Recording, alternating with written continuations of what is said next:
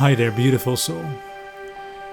Hey, have you ever asked in your journey to someone like, please tell me what to do. Tell me what to do. I'll do anything to get better.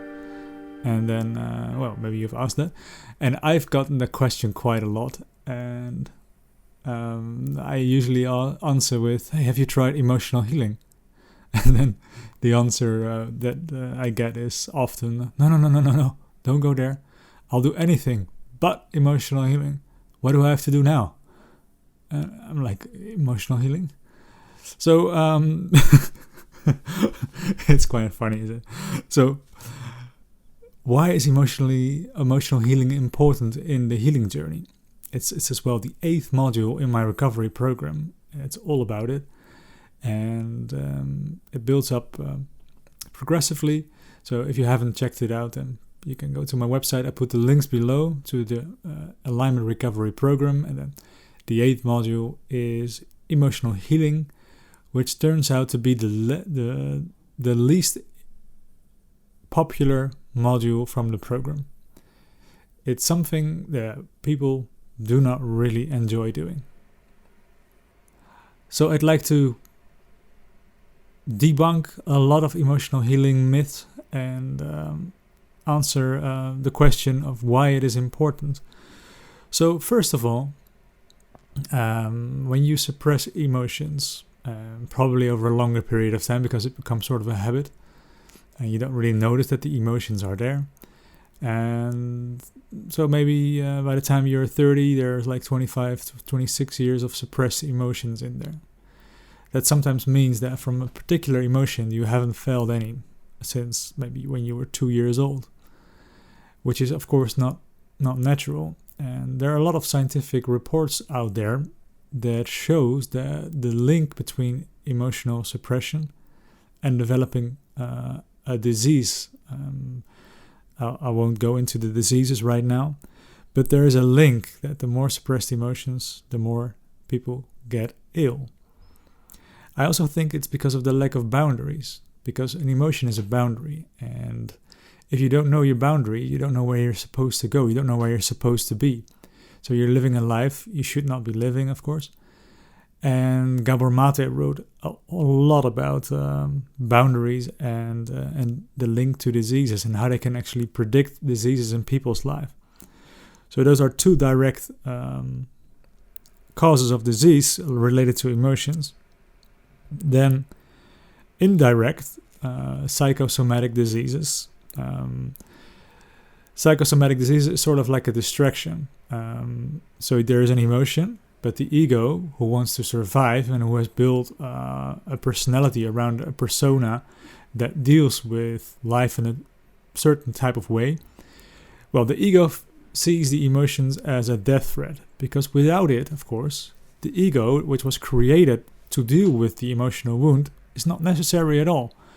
So the ego is some sort of unnecessary thing to deal with an emotion that you keep suppressing, and it only becomes more and more.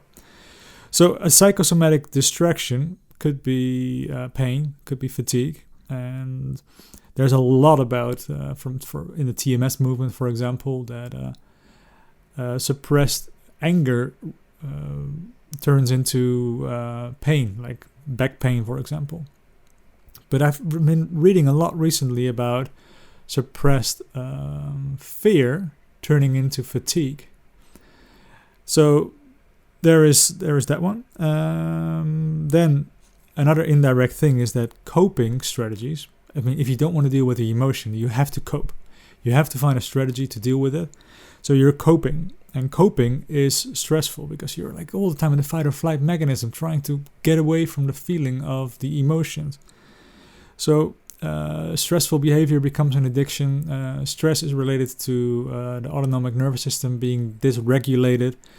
So you're basically putting yourself through a whole lot of stress, probably because of a lack of boundaries as well. So it's a little bit mixed, all of it. Then sometimes in the emotional body, a thing arises because we're ready to look at it. And the emotion then can stay usually in the chakras from the throat to the lower belly. And dealing with that is very stressful because some part of us still tries to push it in. but it's ready to get out there. You can't push it in any longer. And sometimes you'll notice that when an emotion comes up, you're suddenly very stressed, but you haven't really found out the connection with your body. And then you tune into your body, you find out what it is. And when you get a little bit more skills with it, you can release it or acknowledge it. And then the stress fades away, the heart rate goes down, and it's less stressful. So, better for the rest and digest mode. And on the other hand, imagine that there are so much emotions that you've put into your body. You're like suppressing them the whole time, and you only have one hand free now, but because the whole energy of your body is going into suppress them. It's exhausting. And maybe the most stressful thing of suppressing emotions is that we are doomed to relive them over and over and over and over again. So your partner will probably resemble a part of your parents that haven't healed with you. Or you keep attracting the same miserable situations in your life. Maybe you even choose them. And therefore, I think it's just important to deal with emotions. So in the alignment program, I talk about connecting with the body to feel the emotions in your body so you can connect with them and eventually resolve them. Shine the light upon the emotions, shine the light upon the darkness inside of you. Because whatever you reject from yourself is your darkness. You do not want to see it, but it is actually controlling your life. And I also think there are sort of three groups of people, chronically ill people, who deal with emotions. There's the group that overly talks about emotions. They're always in a process. They're doing it for like 10, 20 years, and they're always emotionally this unstable. Then there is the group that refuses to look at emotions. And so let's go to the middle and only go to an emotion when it pops up in your body. So if something pops up, you deal with that, and then you let go of it. And you don't have to keep searching in your emotional body because it will eventually pop up. And it usually pops up when you're very aligned for a while. You're not in resistance anymore to your body. It's like the hand that you've been having is releasing itself. You have an amazing day. And afterwards, some emotions can pop up in your emotional body, which can disturb you. And that is the moment to deal with an emotion. So to make this all a little bit more personal, I haven't really done a lot of emotional work between last summer and the year before. Nothing really popped up anymore. And I had a very busy summer, very busy. And after a few weeks of mostly to-do list stuff, which I actually detest, I thought I needed something nice, And there was this guy, and he offered shadow integration via oils and stones. Well, I'm very skeptical with everything because I've tried so many things, but I thought, this is just nice. Let's just do it. So he said that it was connected with the spirits of plants and the spirits of stones. And I was like, okay, I don't know if this is true, but it's probably going to be a good experience, like a massage or something. So he did the treatment on me. It was like 1.5 hours, and I was so relaxed. And for the next 3 days, I felt amazing. And there's even a child in the community here that he could just walk for like a few days. And he only wanted to go with me. Like I was attracting him the whole time. And he was just on my arm the whole day. And I felt so peaceful for 3 days. And then on the 4th day, my hell came up. Suddenly everything was going to shit. Let's say like that. And I felt so miserable. And it was just very stressful. And I was trying to do all my tools to not relapse into chronic fatigue syndrome. And that went on for quite a while, I was I was dealing with the situation. I was reacting, controlling, and then I think 2 weeks ago or something, I just finally connected with the emotion, which I should have done much sooner. I should have done it instantly. So when you connect with emotions, they are, in the body, you can breathe in. I always talk to clients, you can breathe in, feel your throat, your breast, your chest, lungs, it's all the same thing more or less. Stomach, intestines, lower body, and reverse. And on that way, you can feel if there is a dense place where you breathe in through, because the emotional body is sort of, you feel it with your breath, and then you can connect with this feeling. You can label it, and you can say, this makes me feel like this, or this is probably very old, this is like this. And the more you do that, the more trained you are, and the better you are at doing this. Now, because I've done a lot of emotional healing, I immediately got the image of myself being 6 years old, in front of the play garden in the neighborhood where I grew up. And then I actually later remembered that moment. That was a moment where my parents basically did not want me the way that I was. And I felt so useless and worthless because of that. My emotions were just not accepted. And I always had strong emotions, but I think at that moment I cut off as well a part of myself, the very emotional part of me.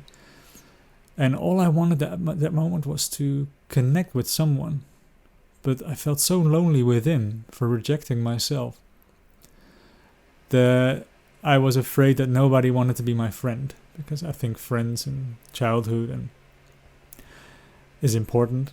And I dragged that feeling along with me for many, many, many years. So I was like, what does this kid need? What does this version of myself, this 6-year-old version in me need? And I found out that he wanted to be played with. And, telling me he's okay. So in my mind, I was playing ball, like throwing a ball to him and back for like 1 hour until he calmed down and the emotion then resolved. And my heart rate was a little bit high those days. It immediately went lower. And then I also have this device, this frequency device, the Healy, which I do not really recommend yet. It's a great tool, but it's not really clear how to use it well, I think. So I use that program I have with frequencies, Deep Cycle Digestion. It's about digesting emotions. And then it's like blah, blah, blah, blah, blah, blah, and I felt so much lighter, so much calmer, so much more peaceful. And so that's one story of how I can deal with emotions. What does it really need? And in the alignment recovery program, I give you all the tools and as well a challenge that no one clicks on, I think, is the 1 hour feeling your body challenge. So, it's I hope you understand by now that it is very important, this chapter. And the main message, what I want to give you, is that resisting the emotions is far more stressful than dealing with the emotions. And sometimes dealing with the emotions is not stressful at all. It can, of course, be tiring. And when you have only a limited amount of energy, then, you should, pace yourself a little bit with it. But you always feel sort of relaxed afterwards. Like was it that I was running away from my whole life? And actually, it wasn't that bad. Stepping into the storm and the storm resolves itself, it was okay. But there are moments, of course, when the ego, for example, I had that with anger, like 2 years ago, where the anger came up and my ego really did not want me to look at it. So it tried everything from psychosomatic realms to distract myself from it. So I was very stressed. And then, of course, dealing with an emotion can be stressful and can cause a relapse, but it's very rare, I think. The main thing is just to go slowly and also don't be so negative about yourself. Don't see yourself as a pile of negative emotions which needs to be worked on for the rest of your life. No, you don't have to go extreme with this. Just loving, caring, and when it pops up, you can deal with it. So guys, thank you very much for watching, and hope to see you on my website with the recovery program, the alignment program, and if I can help, then maybe I can coach you, but it doesn't have to be like that. So for now, beautiful day.